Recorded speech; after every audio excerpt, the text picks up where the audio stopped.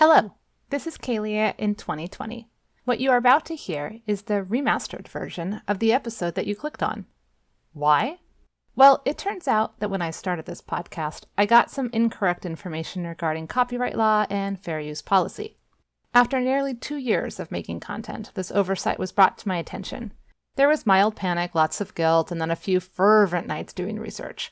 It seems we might exist in this gray, nebulous area of fair use for critique and commentary, and thus our use of a teeny tiny bit of the music from the soundtracks of the movies that we are critiquing and commenting on might be allowable.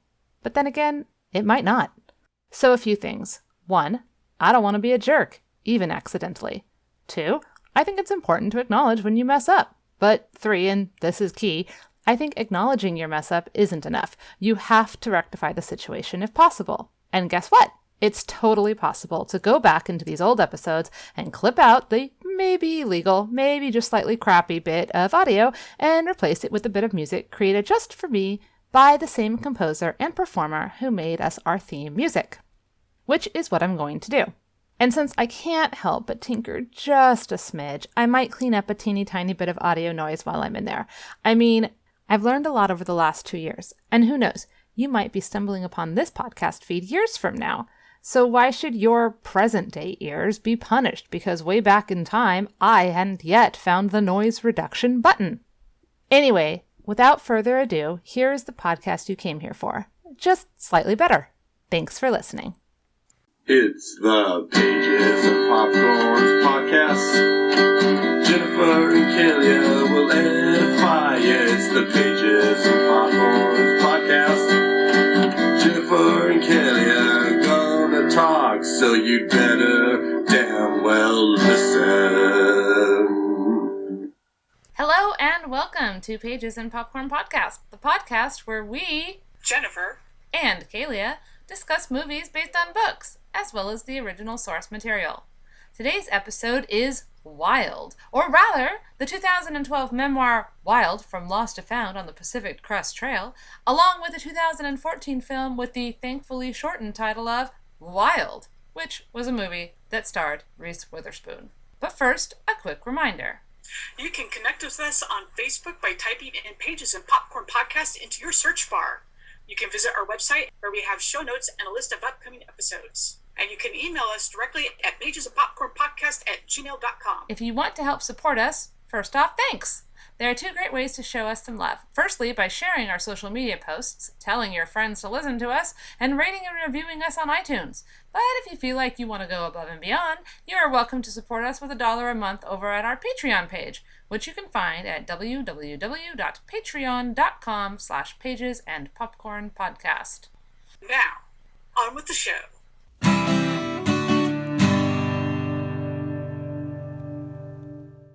As we said, Wild from Lost to Found on the Pacific Crest Trail is the 2012 memoir by the American writer, author, and podcaster Cheryl Strayed. The memoir describes Strayed's 1,100-mile hike on the Pacific Crest Trail in 1995, which was a journey of self-discovery. The book reached number 1 on the New York Times bestseller list, was the first selection for Oprah's Book Club 2.0. And then, like I said, it was the 2014 American biographical adventure drama from director Jean-Marc Vallée. The screenplay by Nick Hornby is based on Cheryl Strayed's 2012 memoir, and the film stars Reese Witherspoon as Strayed, alongside Laura Dern as Strayed's mother. I don't know why Strayed is so hard for me to say, but I think partly in my head, when I read this book originally, before I actually read it, when I just saw it, I thought, oh, it's spelt like Strayed, but I'm sure it's pronounced Strayed or something. Nope! It's Strayed. Strayed. So, normally I do a book recap, and then I do a film recap, and today I'm not doing that. I'm doing one recap because it is very much the same story, and it's told in very similar fashions, so it's a little different today. So it's recap time. Here we go. This is a powerful, blazingly honest memoir. It's the story of the 1,100-mile solo hike that broke down the young woman reeling from catastrophe and then built her back up again. That's from the publisher, not from me. At 22, Cheryl Strayed thought she had lost everything. In the wake of her mother's death, her family scattered and her own marriage was soon destroyed. 4 years later, with nothing more to lose, she made the most impulsive decision of her life, after a life of impulsive decisions, to hike the Pacific Crest Trail from the Mojave Desert through California and Oregon to Washington State, and to do it alone. She had no experience as a long-distance hiker, and the trail was little more than an idea, vague and outlandish and full of promise. But it was a promise of piecing back together a life that had come undone. Strayed faces down rattlesnakes, black bears, one moose, intense heat, record snowfalls, and both the beauty and the loneliness of the trail. Her story is told with great suspense and style, sparkling with warmth and humor. It vividly captures the terrors and pleasures of one young woman forging ahead against all odds on a journey that maddened, strengthened, and ultimately healed her. Again, part of this is straight from the publisher. She did this hike in the summer of 1995. Along the way, the narrative offers numerous flashbacks and memories explaining what has led Cheryl to take on this incredible feat. She grew up living a happy, if unconventional, life in Minnesota with her siblings, stepfather, and beloved mother, Bobby, after fleeing from a domestic violence situation. She went on to study literature and women's studies at the University of Minnesota, during which time she also married a man named Paul. In the winter of 1991, as Cheryl is completing her senior year of college, her mother is diagnosed with lung cancer at the age of 45 and dies only 3 months later, sending Cheryl into a devastating spiral of grief. Over the next several years, Cheryl and Paul live a restless and unsettled life, often moving from place to place across the country. Cheryl's grief pushes her away from Paul. She also begins being unfaithful. Early in 1994, Cheryl confesses her infidelity, and the two decide to separate. She spends a summer in Portland, Oregon, where she becomes involved in an unhealthy relationship with a man named Joe, and also begins using heroin. Paul eventually persuades her to leave Portland and return to Minnesota, but the two of them decide to divorce. In December of 1994, Cheryl also realizes that she's pregnant. At about the same time, she learns about the existence of the Pacific Crest Trail and begins to be a little bit curious about hiking it. In the early months of 1994, Cheryl has an abortion and finalizes her divorce while preparing for her hike. She leaves Minnesota and travels to California in June of 1995, where she will begin her hike in the Mojave Desert. She plans to hike from there to Ashland, Oregon, where she thinks she might like to move. Cheryl is inexperienced but hopeful that the trip will transform her and help her heal. Cheryl's time on the trail is more difficult than she anticipated. She was not prepared at all. She struggles with an overloaded pack, painful boots, and of course fear. She also has chosen a difficult year for her hike because the trail is experiencing heavy snow that makes it difficult to cross in sections, especially since Cheryl has not brought along the right equipment. However, Cheryl's hike quickly teaches her the importance of resilience and courage and strength, inner fortitude, since she refuses to give in to her worries, doubts, and pain. Her interactions with other hikers and people she meets when she stops in various towns along the route are encouraging. Many people are impressed with her. Many men want to sleep with her. Everyone tells her how brave she is. Cheryl eventually finds a balance between being dedicated and being foolhardy as she decides to bypass the snowiest and most hazardous stretch of the trail. As a result, she has time to extend her route all the way through Oregon, and her new ending point will now be at the Bridge of the Gods and the border between Oregon and Washington. Cheryl encounters perils along the trail, including losing her boots, running out of water, living through high temperatures, and a threatening encounter with 2 men. She also has to contend with her own loneliness and her own personal ramifications on her own past. However, the hike also brings her a sense of optimism and healing. The experience of being alone in nature forces her to confront who she really is and what she really wants from her life, even as she will always be marked by the grief over the loss of her mother and her other traumatic childhood experiences. By the time Cheryl reaches the Bridge of the Gods, she feels transformed and strengthened. The narrative reveals that she will go on to meet a loving husband and have 2 children, including a daughter, whom she will name after her mother. Cheryl has reached true self-acceptance through her hike, and the book ends with her acknowledging her inner wildness. As does the movie, honestly. So, wow. I mean, I could be way more detailed, but it's really long. Lots of stuff happens, and that's basically, I don't know. What did you think? Was that an okay recap? Because I feel like we're going to talk about specific things, but... Yeah, that's basically what happens. It's a woman on a trail because her mother died and she had heroin issues and impulse control issues, which seem to have never really gone away. Yeah. So. When you said that this was a dazzling and intensive memoir, it's like, did we read the same book? That's the publisher. Okay. Yeah, So let's start then, I suppose. Where did you come to this book and or movie? I had no idea about the movie. I read the book a little bit earlier this year, and then saw the movie for this podcast.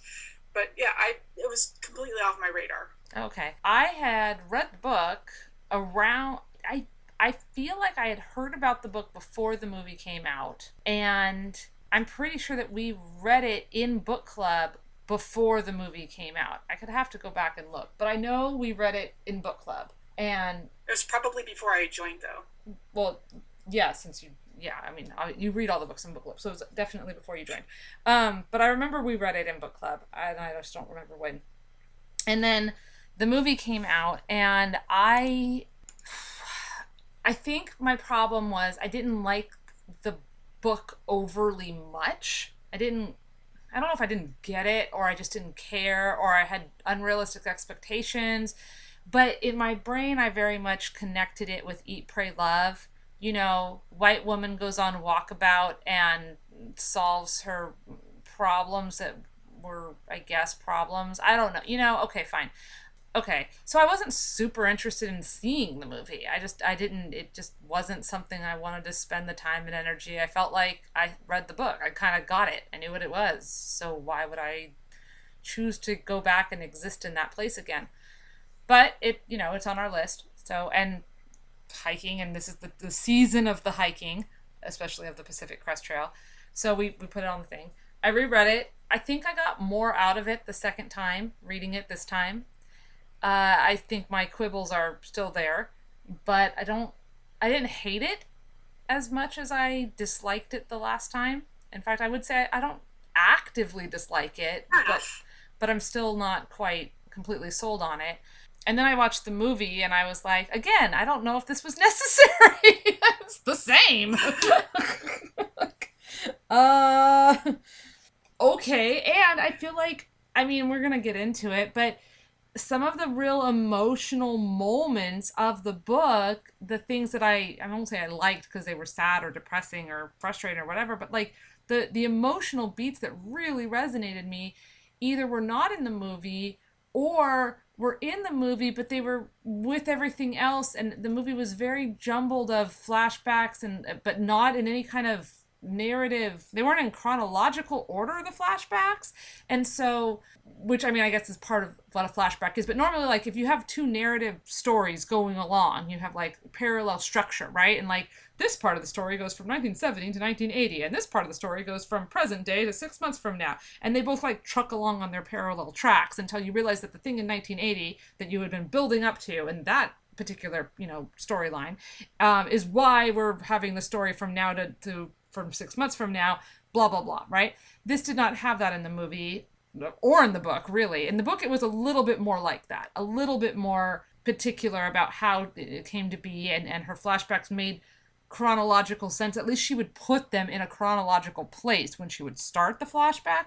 In the movie, they were jumbled. It was like she was a child, she's a teenager, she's an adult, she's a child, she's an adult, now she's a teenager. Now this other thing happened, and you don't really know where it goes in the chronology of her past, which is fine if it's a diary entry, but if we're all supposed to follow along and understand, I don't think the movie quite did that as well as the book did. So do you have any? For me, the flashbacks became distracting in the movie after a while. At first, you're going to points, and I didn't mind that you don't have a parallel structure or a parallel narrative.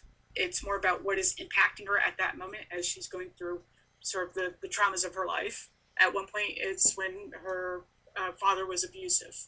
At another point, it's just kind of the song that triggers her memory about her mother. So that doesn't bother me as much, so much as that there's so many of them that you're jumbling up the plot too much. You're making it muddy rather than clarifying what's going on with her emotionally. Right. And unfortunately, I just did that whole recap, and I feel like I recapped Cheryl's life, and I didn't really talk about her hike. And that's what I feel like the book was like. The book was like, it's about this hike, but not really. Because you sum up the hike, she wasn't prepared. She got dropped off. She walked for a while. It was miserable. Her stove wouldn't work because she'd bought the wrong kind of fuel. Then she went off of the trail and hitchhiked and met up with some people and got help. Then she got back on the trail. Then she walked some more. She was miserable. Then she was hot. Then she met somebody. Then she stopped for a couple of days. Then she kept walking. Then she was hot or cold or whatever. And then she was miserable. And then eventually she lost her boots. But it was okay because the book starts off with her losing her boots, and you think, holy shit, right? But in reality, she had ordered new boots, and these awful boots that didn't fit were only supposed to get her through another couple days. And then, so when she lost them, yes, then she did have to walk on little flippy flop sandals and duct tape for the rest of that day. But then she, or maybe, I don't even know if it was like a whole day and a half or something, but it wasn't very long. Then she was at the next place and she got her new boots, so it wasn't like she was just out there in the wilderness barefoot. And then she hiked some more, and then she hiked some more, and she got better at it. And somebody broke her water purifier, which sucked, but then it got fixed. And people were nice to her, and everybody that she met wanted to sleep with her. And at one point she got off the trail in Ashland and had a whole romantic interlude with some random dude, and that was lovely. Nice sex on the beach. Then she got back on the path, and then she walked some more, and then she got to the bridge. The end. Literally, that's the walking part. Yeah, the walking part without reflection. The walking part this book was not about the hiking. I think that's partly why a lot of people hated it, and there's a lot of people who hate this book because it's not about the Pacific Crest Trail. It's not about hiking the Pacific Crest Trail. All of those are trappings for her self-reflection, introspective walkabout, but it didn't have to be the Pacific. She could have been walking the Appalachian Trail. It could have been the Appalachian Trail. It could have been, just walking the outback in Australia for all that it really mattered. Because Seriously. She was hot and then she wasn't. Yeah, exactly. It could have been her hitchhiking across the country, going from this city to meet up with friends, and her journeys along the way. Oh, are you a hobo? No, I have a place to go. Oh, no, you're kind of a hobo. I mean, I totally understand people's frustration with that, because I definitely share. Well, there's a couple of different frustrations with this book. So, one, it was wildly popular. It was part of Oprah's book club. It did make a lot of people more aware of the Pacific Crest Trail, so there's more activism in it. I don't want to just totally hate on the book, but the frustration comes in a couple different directions. So, one, she's fairly privileged to be able to take this chunk out of her life and go on this thing that most people are not able to do. I'm sorry, when you say fairly privileged, you mean highly and totally unaware of her own privilege, sort of privileged, right? That's what you meant. Indeed, Kaylia. That's exactly what I meant. That's what I thought. Okay, go ahead. Yes. Well, and not just that she could go do it, but that she was a freaking white lady, and people they gave her nickname on the trail was Queen of the PCT because people were falling over themselves to help her. There was one person that was mean to her and one guy who was creepy to her. That's it. Everybody else was just It's very much Mary Sue goes on a trail. So that's one frustration, is the privilege that she lives under, that she's able to do this. Another one, and I think a better author could handle this in a way that would be way more interesting. So she does have some trauma that she's dealing with. Losing your parent to cancer is fairly serious. I mean, people do have that they have to deal with that kind of pain. They don't choose to have her level of impulse control issues with heroin, but just having heroin addiction and having this as a way of sort of recovering your identity could have been a much better story. So in some sense, I don't want to make light of the trauma that she was going through, but not everybody gets the chance to do this kind of extreme thing. Right. So that's a matter of frustration. She's so whingy about what she's going through. I think that, like you said, she goes through something that is bad, and then she makes bad choices and blah, blah, blah. But I think that that's kind of where my frustration with this, and also like Eat, Pray, Love. In Eat, Pray, Love, she has a divorce. It's not even like an angry divorce.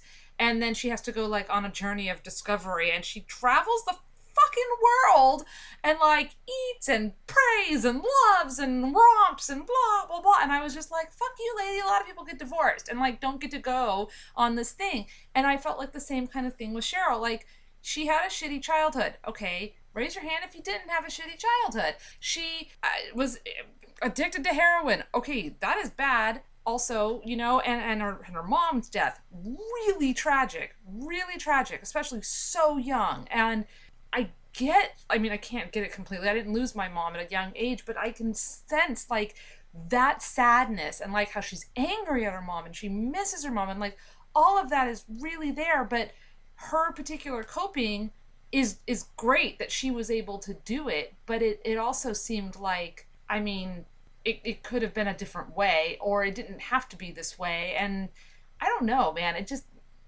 something about the way she processed in, like you said, under this umbrella of privilege was... Yeah, and that's why, I mean, it's just a different writer would have been able to talk about heroin addiction alone is so difficult to deal with. And having a story about that and going on the Pacific Crest Trail to find yourself could be a really great story. It just wasn't here because she never really gets into the why of things. She doesn't reflect on what started this. She doesn't reflect on how this trip made her stronger, other than she just kept walking. Yeah, I walked. Okay. By walking, she's showing us that she's strong enough to keep walking, but she didn't. It was really weird because there's a lot of introspective aspects, but she wasn't super introspective, like all at the same time. Do you know what I mean? Like she wasn't telling us. It's rambling without reflection. It was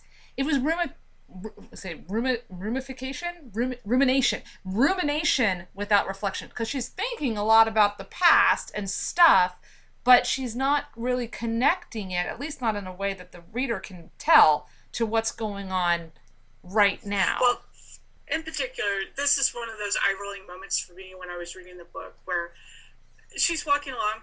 Oh, there's a bear. I wonder if it's a black bear. But is it small for a black bear? Maybe it's a brown bear. It's too far south for it to be a grizzly bear. Maybe they don't live in California anymore. And so it's just, okay, Grandpa, with your long rambly story, where are you going with it?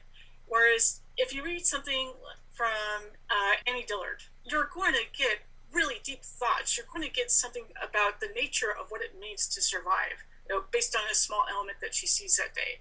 And so the level of introspection and thought is really amateur. There's a reason why most authors are almost never below 30 when they're published, and it's because they don't have the life experience to really make something that's lasting. They don't have the wisdom to capture that. And that's not to say that there haven't been great number of authors, but that's why they tend to be older. Well, it's interesting that you say that, because there was like a serious 17-year break between living this walk and writing about it. She was definitely older when she wrote about it.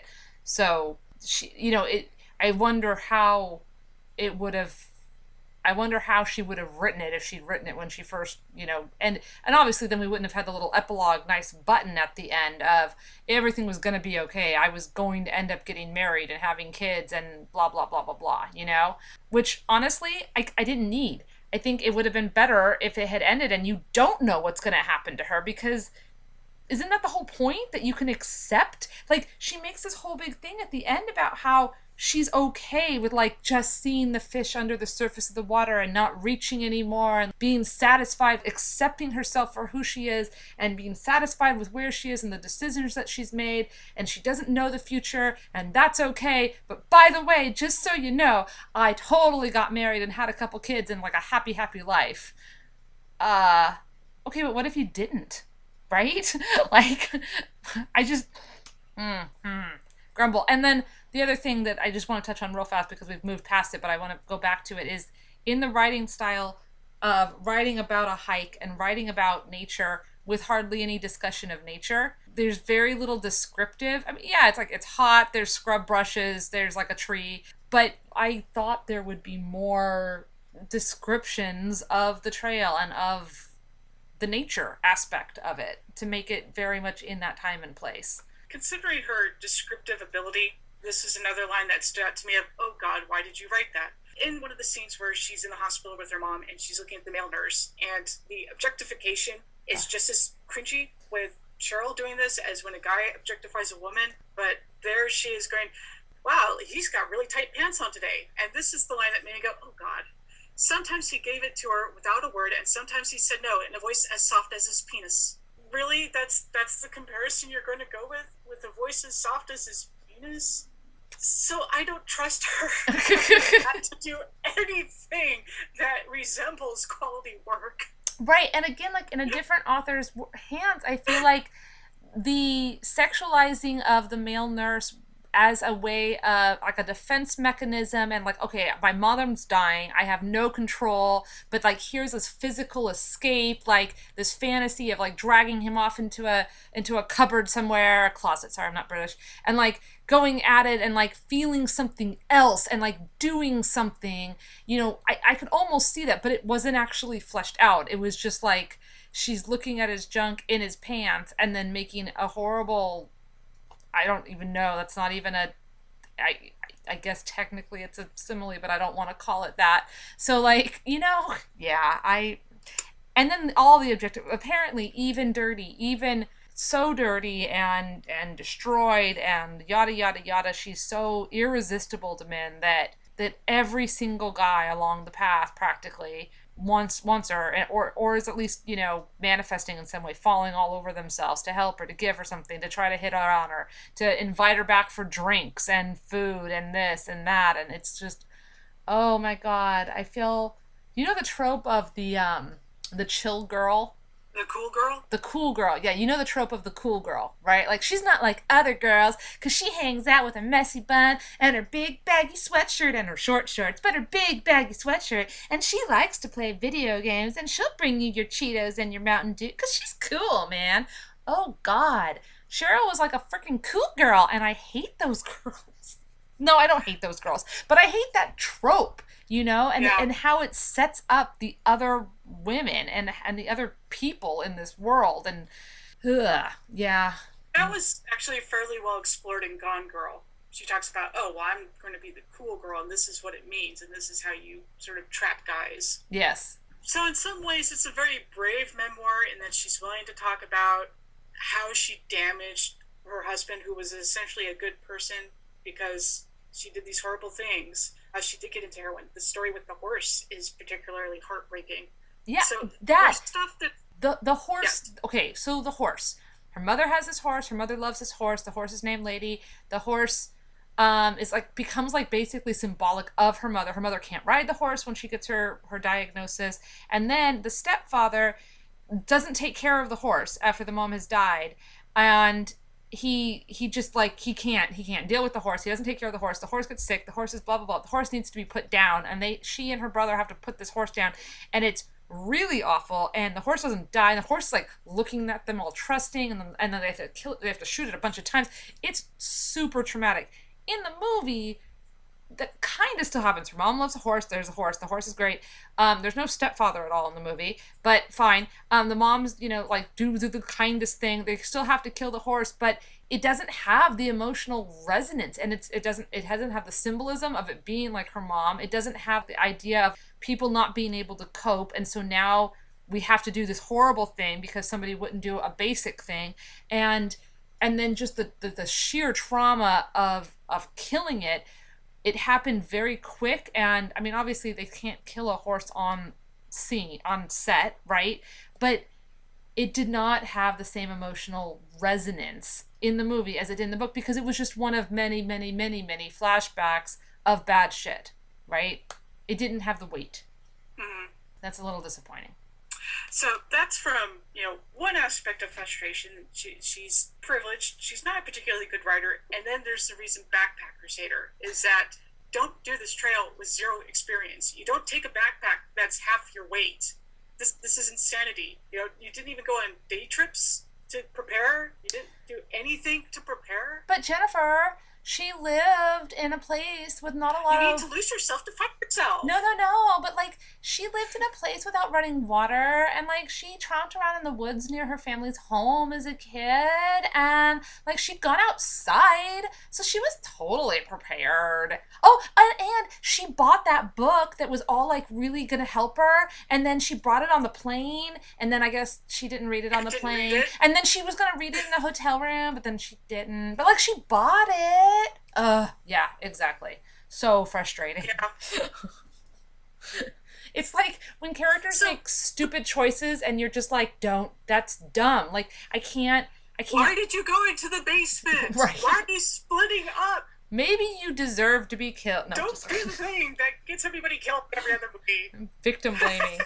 But yes. And then she was fine.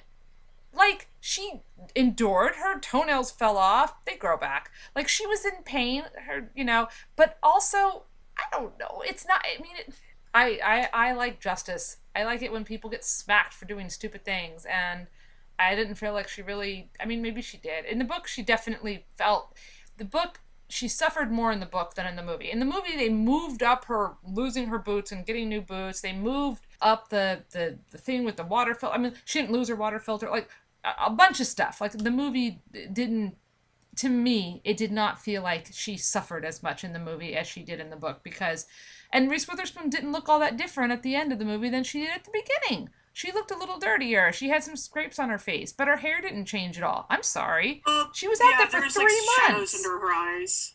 Whatever. She was out there for 3 months. Girl, it is quarantine. Do you know what my hair has done in 3 months? It has not stayed the same. I will tell you that. I'm washing it, but it is drastically longer, and my hair doesn't even grow fast. There wasn't, and her body, she didn't, like, in the book, there was a couple times when she stopped and, like, looked at herself in the mirror, and she had, like, these disgusting, and, like, yes, she had some scabs in the movie, but it was not the same. The trauma of her body in the book seemed a lot more.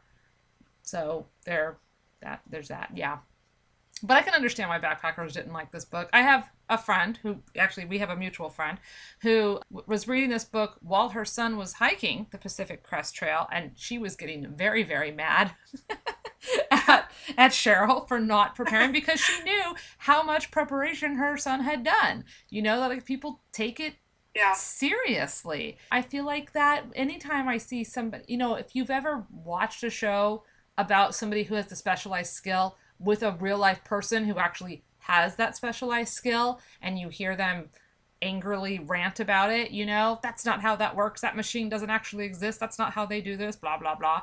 Yeah, so I can totally see why backpackers and hikers and, people with 2 brain cells, no, sorry, that's cruel. Like, people would not be a fan of this. So, looking at this, I could not stop thinking about, one, all the people who are inspired by this book, because it does make you want to go out and do these kind of hiking trails, and how many people die, how many people get massively injured.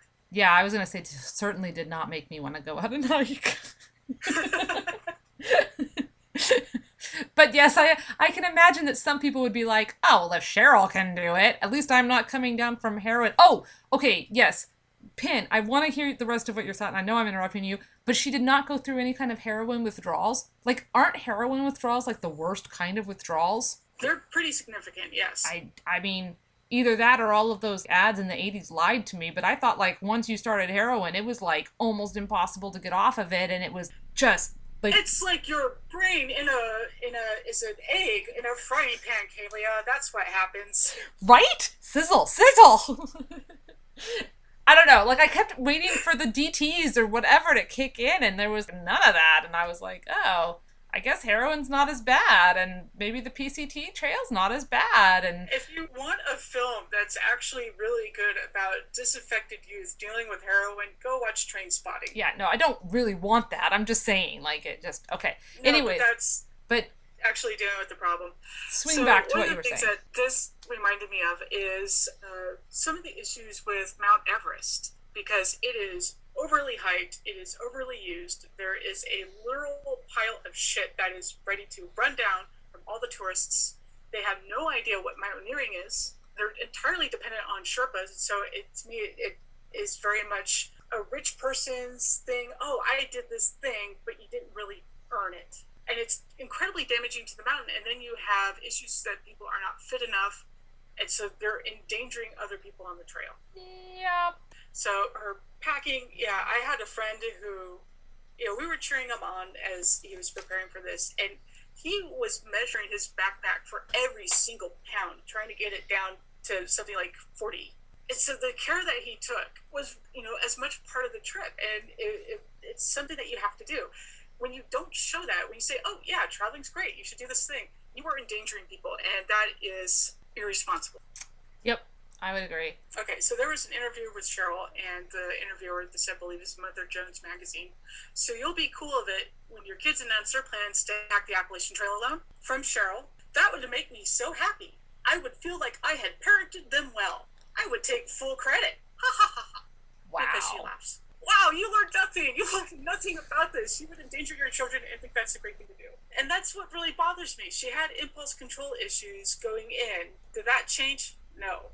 She almost died numerous times from dehydration or getting lost or doing something stupid.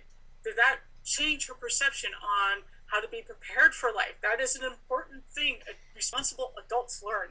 Did she learn that? No. I think she tried to learn, and again, like, if this was a novel and not a memoir, maybe it would be cleaner and more put together. But I do feel like she started being able to get help from people and to learn a little bit of how to survive and how to work and how to, and part of that is maybe I'm reading too much into it, but the first half, 2/3, it's like this constant struggle of putting up the tent and doing this and blah, blah, blah. And then by the last chunk of it, it was like almost on, like, not say easy mode, like it was still long and she was still walking a lot, but we didn't get the struggle. And I couldn't quite tell if that was because it was now easier for her because she had learned how to do some stuff, or if it was just the book just needed to get to like the important parts.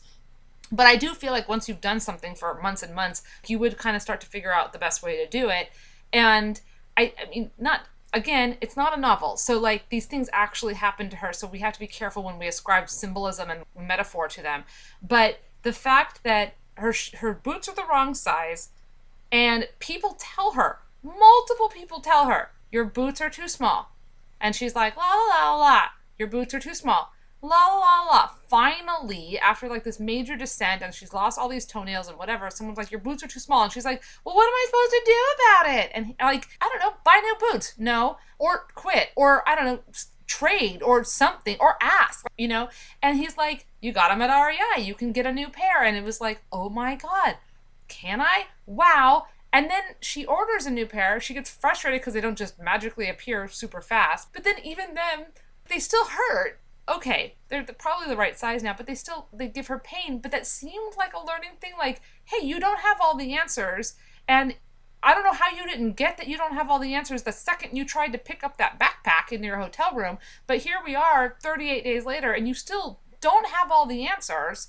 And it's okay to not have all the answers, but you need to ask for help and not just... But then at the same time, the universe just kept providing shit for her. Like that ski pole that she just found that was like the perfect thing that she needed, that she didn't even know that she needed, And the water tank was empty, but then, oh, there's a puddle over here. You know what I mean? Like all these, the universe just kind of kept rewarding her bad impulse. So like, I did feel like she was learning and like becoming more resilient at the same time. I don't know if she really was, or if she just was not telling us as much about the I don't know. I was very confused. I don't know. Well, that's why that quote from Cheryl really struck me, is that there was no learning. So if you do something 90 times, you're going to get better at it. She put up her tent 90 times. It'll be easier as you go along. But like you said, how many people told her your shoes are too small, and she kept ignoring it until it became a crisis, much like the horse, much like so many other things that were going on in her life. You keep ignoring a problem until you reach rock bottom, and that's the only time she was able to redirect her course. Mm-hmm. So when you talk about symbolism, one of the discussion points around this novel is how symbolic it is for her pack to lighten up as she's able to take out her emotional baggage. And those are the kind of symbols I want to be careful with, because, okay, she learned a little bit about this, but that doesn't necessarily reflect on the other. It would in a novel. It doesn't always match up in a memoir. Mm-hmm. Right. Well, and obviously, like, too, her backpack got less, heavy when somebody basically made her unpack it and like repack it all and was like, you don't need this camera, you don't need this thing, you don't need this entire roll of condoms for reals, and like, but that was this male authority figure coming in and being like, nope, I will fix this for you, and she just sat there and then was so grateful that somebody had come along and helped her out again. Okay, so on the trail there are what are called trail angels, and there are people who are along the trail who just help you out. They'll give you food, they'll provide a shower, and it's all purely love for the trail, for nature, for this whole experience. Unfortunately, they are dying out. A lot of them have been doing this for 25, 30 years, and the trail is completely changing. And then with COVID, it is completely different. You're not supposed to do the long trail anymore, just day trips. But the idea that people can be good, that people can be giving of themselves with no expectation, is one of those things that can be cathartic. And I think that the book did a really good job of showing us the trail angels and the sense of community of the other hikers. They were keeping tabs on one another. Oh, did you hear what happened to so-and-so? These guys had to do this. These people are over here. They knew each other's names. There was like this instant camaraderie. Obviously, they have to cut things out for the movie. And what they did was they cut out community. And there was a couple of characters along the trail that she encountered. There was like 3 people that she talked to. It was so shortened and chopped up. I missed that. In the book, there was definitely that sense of community. And I thought that was like part of the draw of the Pacific Crest Trail, is that you are in this like fraternity of people who have done this thing and are doing this thing together. This is one of the great ironies about this kind of experience, is that you're doing this so independently. You do have to carry your own backpack. You are going alone to a lot of it. And yet it also highlights how interdependent we are as humans. So this idea of rugged individualism, and that you shouldn't have to help support other people in the world, that's what it makes me think of, is we are living in a society. We are dependent on each other. You can't live on your own, or you could, but that's not how a society works. We do have to work with each other. We do have a community we need to support. So that's one of those ironies about this that I thought was really interesting, is this push-pull of individualism, but how that also highlights the need for interconnectivity. Yes, definitely. So some major differences. I talked about the hikers. Her sister and her stepfather completely left out of the film. Less is made of the few instances of people being unkind to her. She apparently also has a half-sister. Oh. Yeah, she found out that after having done this book, there was a woman who emailed her and said, I think we share a father. Okay. Less was made of the unkind people. There was there was just the one creepy guy in the movie. In the book, there was the creepy guy and the people who wanted to charge her for camping that one time. Less was made of the bypassing. I felt like that was a much bigger deal in the book. Less was made. There was no Rainbow Festival. And her brief vacation in in Ashland was shorter in the film, which made sense. Again, they got to cut stuff, but there's a reason why a lot of people like scoff at this, and they're like, she didn't really hike it. And here's the thing. Okay, the Pacific Crest Trail goes from Mexico to Canada. She was never going to hike the whole thing. That was never her plan. She was going to go from the Mojave to Ashland. Like, that's what she was going to do. To California, yeah. And then she couldn't do all of that because of snow, which is legitimate. And also, she wasn't the only person who bypassed. Like, everybody was bypassing or quitting. She didn't quit, she bypassed. Okay, fine. So she bypassed that, and then instead of stopping in Ashland, she continued on to all the way up to Washington. So she went from the Mojave to Washington. So it's not like she did none of it. And yes, she took some bypass. She went off and came back and went off and came back a couple times, and there was that bypass. But I mean, obviously I have my issues with this book. That is an unfair criticism. It is. It's an unfair criticism for people to say, well, she didn't really do it. Except that the cover of the book is just from lost to found on the Pacific Crest Trail, and you turn it over. If you don't know that she's only attempting this portion of the Pacific Crest, if you know what I mean, it almost makes it sound like she was going to do the whole thing and then she did. So whatever, people. It is kind of an unfair criticism that she didn't do as much as other people, because she did way more than I would ever do. She did more than a lot of people would do. Slam her in the book. we want to be fair, and it is a really common thing to bypass certain areas when there's a mudslide. There's bad conditions. That's not unusual. When my friend hiked it, he had to bypass because of fires. Mm-hmm. And that's happening a lot more in California. So, yeah, she didn't hike the whole thing. It wasn't her intention. It was to hike part of it, and so totally unfair. So just as some little movie tidbits, because I like to do the trivia. Okay. The daughter in the movie who plays young Cheryl is the real-life daughter of Cheryl. Cheryl herself does make a cameo in the very beginning. She is the truck driver who drops Reese Witherspoon off at the first hotel motel. That's very cool. What did you think of Laura Dern as her mom? It's kind of fascinating if you look at the pictures of the actual people with the ones that they chose to portray them. Laura Dern does have that free-spirited sort of hippiness that was really sweet, but you could also see the problems. I thought it was really brave of Cheryl to write about those dreams when she's killing her mother, because her mother does come off as very sweet, but there's a little bit of disconnect there. Yeah. I mean, and not in the movie, but yeah, there were some really good moments in the book, like I said. In the movie, I really liked the car ride when Reese Witherspoon playing Cheryl has sort of this, oh, well, you don't know the books I do, Mom. And her mom has that moment of being a little sad, a little angry, and it's like, well, I did want you to be better than I am. And just acknowledging that broke Cheryl down a little bit, going, oh, I'm being a bitch to my mom. I shouldn't do that. So nice little bits of complexity to the relationship. I do think the film did a good job of recreating particular moments, but I don't think that it was able to do the deeply personal stuff. But I thought that Reese Witherspoon is freaking amazing. I can't think of a thing where she's been bad in any, she's so good, and she's 10 years older than Cheryl. She was in her late 30s when she did this, and it's so good. I bought it.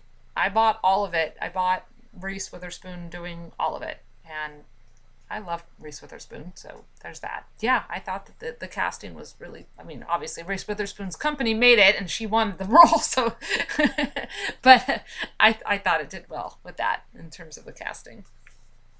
Laura Dern, fine, give or take. That's fine, but I thought Reese Witherspoon just knocked it out of the park. Well, this also brings up the question of memoirs, is how much of this is true. It could be entirely true to the author's memory, but memory itself is rather faulty. So we've been kind of going, oh my God, every guy's in love with her. How much of that is true? Hard to say. Because she is quite hard on herself in a number of points in the book, but at the same time, it's like, okay, girl, chill with that. Maybe you do need that whole roll of condoms. Maybe just the one to get you through. So you're holding on to that one condom that becomes a symbol. So we talked, the theme of grief is obviously runs through it, and everybody processes grief different ways. We talked about her trauma. There's definitely an element of forgiveness. She has to forgive her mom for dying. She has to forgive herself for doing all the things that she did. Her husband forgives her because he's a saint. And the trail is unforgiving. Freaking is. Yes, he is.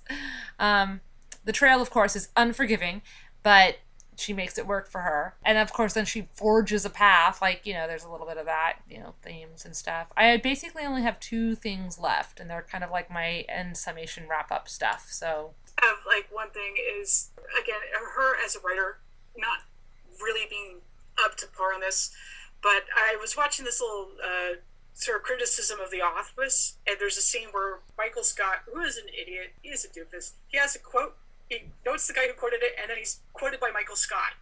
And that just made me think of Cheryl so much. Okay, you're quoting, people who have vastly better intellects than you, are more insightful about the world, and then putting yourself in the quote as if it's amazing that you know about the quote. That just drove me nuts. And was only part of the movie. That was a very strange addition, that she was signing the trail logs with quotes by famous people and herself. And I was like, that's weird. Yeah, to add a quote from a famous person is fine, but then to attribute the quote to you quoting it, it's a little egocentric. I didn't mind that they had her with the journal in the movie, because it made sense, and she could write, and we got more in her brain, which was fine. But yeah, that part was not great, the quotes. Okay, so I have a note about bypassing, which again was made more of a deal in the book, I felt like, than in the movie. But I found this, and I'll link it in our show notes. But bypassing teaches Cheryl one of her most powerful lessons of the trail. Achieving a goal can mean changing strategies, and things will seldom unfold exactly as predicted. So much of Cheryl's anger and grief is rooted around her inability to accept that even though it was tragic and unfair, her mother did in fact get sick and die. Acceptance is part of what will set her free. And I thought, yeah, that's exactly right. Like, it's not exactly how you think it's going to be if you've thought about it at all. And you have to accept that things, you have to just accept things sometimes, you know, and you can be sad about them, but you still need to accept them. And I think that she did get there eventually. And I like that she added on to her path. Like, she lengthened her trip when she was like, oh, I can't do this part of it. I'll do more at the end, because what's important is that I walk until I've gotten to this thing, and I think I won't have gotten to this internal thing until late. You know what I mean? Like, I need that time. It was more about the time of walking for her, which again is why I think that she could have been hitchhiking across the country. It didn't really need to be on the Pacific Crest Trail. So that is a great lesson of just learning to let go of this rigid set of plans and be open to the changes of the world as they come. Yes. But also make a plan, man. Well, you know, again, it was missed opportunities to me. You have this great thing of you went in unprepared, and that's very much life. You can only prepare so much, and life has to teach you certain things that you would never be able to prepare for otherwise. You do need that experience. So it could have been a great lesson in better hands. Yeah. So missed opportunities. Which I think that it's hard when people write their own stories. I am very critical of memoirs, as you may or may not know, have picked up on. But, okay, they're not a genre that I particularly like or feel drawn to for a variety of reasons. But one of them is that, you know, people can't be completely honest, and they're going to do things, or you think, well, if this was a novel, you could have, like, made the symbolism matter. You could have done something deeper here, blah, blah, blah. But I can't, because that's not how it really happened. Okay, fine. I wish this was a novel, and then it had done these other things instead of being a memoir. But okay. The screenplay, I think, did a better job in some of these ways, because, like, Nick Hornby, who's an amazing author in his own right, adapted it and made it into a screenplay. And I think I read a thing where they were asked Cheryl why she didn't make it into, you know, why she wasn't part of the screenplay. And she's like, well, she made notes and she made some suggestions. And there was one additional scene that made her wince and uncomfortable. But for the most part, she understood that they were making a movie and it was different than her lived-in experience and yada yada. But I think that is important. Like, you can have a story, and then in the hands of a different writer or a screenwriter or the director, it can become so much better. Just that point of trivia, the thing that made her a little weirded out, a little wincy, was in the movie she has sex with two random guys in an alleyway, which did not happen in real life. But it was the film's shorthand for saying, yep, bad impulse control, and she is a super, super slut. And so that just gets it across, as opposed to having, like, a montage of her sleeping with a bunch of different guys. So, yeah, anyways. There are a number of fictive elements, like she walked out of her therapy session. That didn't actually happen. The pregnancy was a little bit more complex in real life. So, that just goes to trying to tell a story as well. Oh, okay, so going back a little bit, there's the whole hobo time thing, and he gave her a beer to a hobo. Hey, you're the first lady hobo I've seen. Here's some junk food and a beer. I mean, here's the thing. If you're homeless and that is your life and you are miserable and sad and hungry all the time, like, a beer is cool. It's gonna, like, take the edge off for a little bit. I'm all about the self-medicating of the non-homed population, right? That's the part that bothers me. Oh. You know, it's like whatever it takes to get you through the day, especially when your life is, at a level of horrible. But, just to say, here's your hobo package, it's a beer, not like water that would, give you some ability to deal with dehydration when you're out on the road like that. It's a salty thing of non-nutritious chips, and that's your gift bag to somebody who's going through crap. Not the best, most useful, but that's definitely more of a, we're not worried about delayed gratification or thinking long term. This is like instant gratification, what's going to feel good right now. And which, is very judgy from that guy. Like, oh, you can't plan ahead. You just want the instant stuff. Here's your beer and chips. At the same time, I mean, yay, beer. She was pretty damn happy to get that beer and chips. So she changes her name. Her real last name was like Nyland. And when she got divorced, she could pick a new last name, which is a thing that you get to do, which is very nice for some of us who are like, hey, I don't want to go back to my maiden name because I didn't really feel like I connected with that name, but I certainly don't want to just hang on to my ex-husband's last name because the patriarchy sucks, and why do I even need to have a name that's associated with my father or my husband? Maybe I want my own last name, and so then you pick a name, and maybe it's a name from your matrilineal side of your family, cough, cough, if you're awesome, or maybe you come up with a brand new last name, which is also rather cool and empowering. I like the idea of it. I love the idea of it. I freaking did it, right? Okay. And I can't, I don't really want to yuck her yum here, but the fact that she picked the name Strayed and she was getting a divorce partly because of her infidelity and because she was straying from her life plan and her life had, the path of her life had gotten completely thrown out of whack when her mother died and she was completely lost in the wilderness and, all of that stuff. It is so on the nose. And then she wrote a memoir about hiking where she couldn't stay on the path of the hike because she wasn't experienced enough and also was having it. It's just, it's one of those, you can't make shit like this up because it's is real. But at the same time, if this was a movie or a book, we'd go, oh my God, grow some imagination, Oh, I don't know. Yeah, that's kind of the issue with naming conventions. You name a character Charity, and you're either doing it ironically or not, but that's one of those names that, you're doing a convention for a thing. If you ever see a character named Shepherd, they're usually the devil because it's making fun of Jesus in some way. Or there's Shepherd Book from Firefly. Yeah, so shepherds are tied into Jesus. Yes. Yeah, so stuff like that. It is a very well-chosen name. I'll give her credit for that. Anyways, and just here's your PSA. You don't have to keep the name that you were assigned. You don't have to keep the gender you were assigned. You can make your own path. You can be your own person. But please... You don't have to follow that trail. You don't have to follow that trail, that's right. But please, for the love of God, prepare before going on the PCT. Read the damn pamphlet. Read the damn pamphlet, yes.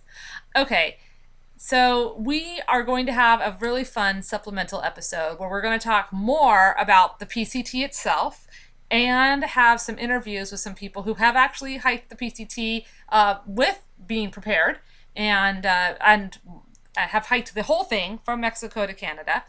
So that's going to be really fun. If you are one of our patrons, then you will get that in your feed in the next week or so. And if you are not one of our patrons, well, it's $1, man. Come and be in the patron club and spend that $1 a month and get high quality content like us talking about the PCT. Also, an upcoming supplemental episode will be me and the 7-year-old talking about the amazing movie that was not based on a book, but there's a reason why it got picked. Beverly Hills Chihuahua. So I'm just going to plug that right here. That's coming. That is the high quality content I know our patrons love. Yes. And now to sum up, Jennifer, was this book worth your time? Was this movie worth your time? Was this podcast worth your time? The podcast, yes. The podcast is absolutely worth your time. And you should totally listen to the podcast because it's awesome. So the book, it's okay. The movie's worth your time because the movie's only 2 hours. Yeah. I guess I would say if you're super curious or you really want to read it or you really want to experience this whole introspective dealing with grief in this very particular way by this very particular privileged lady, and that's what you're there for, you might as well read the book because I feel like the book had a lot more emotional resonance.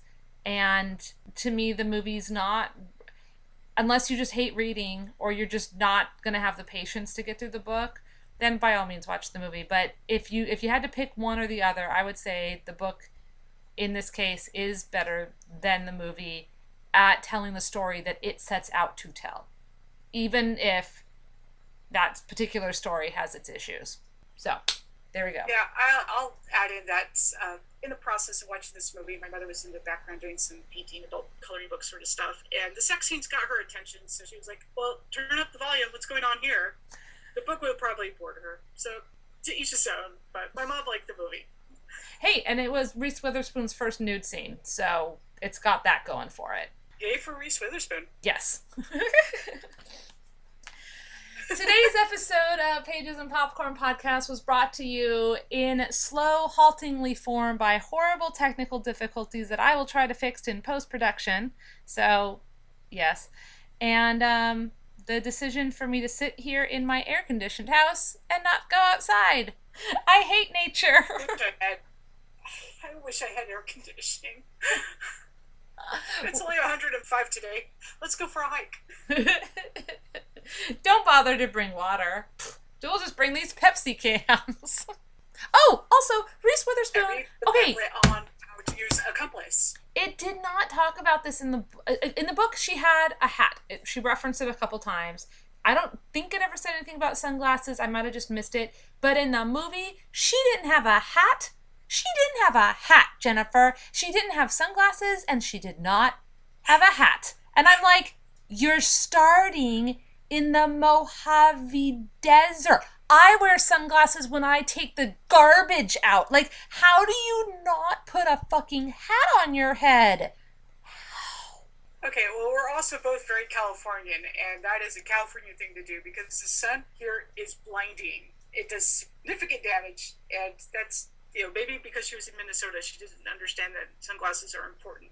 So, she's different set of wilds. People who live in the Midwest, do you wear hats outside? Because I feel like there's a lot of ball caps going on over there. So, I don't know. Maybe you're right, and it's a California thing to actually, protect ourselves from the sun because we're not, whatever. But, yes. Write in at pagesandpopcornpodcast@gmail.com and tell us what part of the country you live in and whether or not you wear a gosh darn hat when you go outside for a hike or sunglasses when you take out the trash.